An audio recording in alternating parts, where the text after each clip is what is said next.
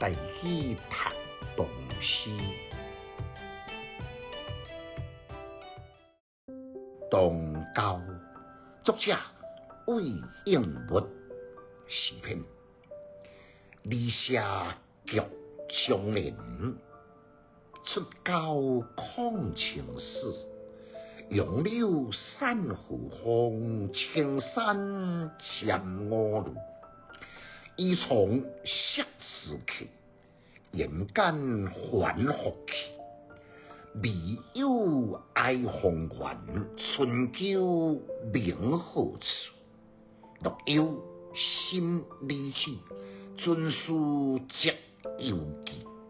将罢书结庐，无道真可惜。感慨寒中休寒非是寒，望落透寒风是寒。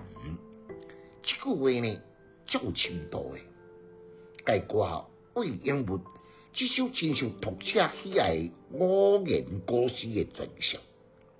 作者呢，注重做官以待，尽心尽力为民来描绘，日以继夜，让决定的官艺非常难定呢，一旦忙里偷闲打出了高啊，让到新鲜的曙光，视野通阔，杨柳飘散在和风里，弯滚的青山峦峦赞赞，离间我路，甲平常时的歌声呢，形成强烈的对比。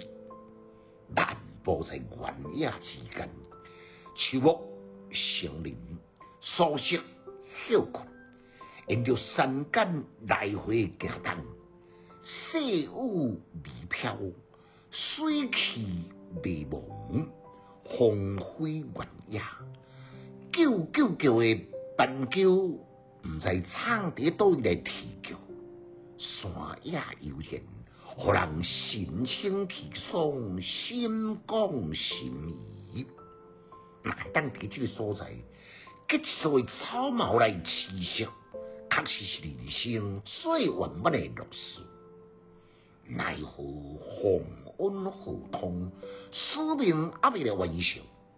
希望早一日，一旦风后多炎凉，过到与世如青平衡的生活，安尼就无枉费今生今世。读诗的囡仔白学派，有气质，够文采。读诗快乐哦！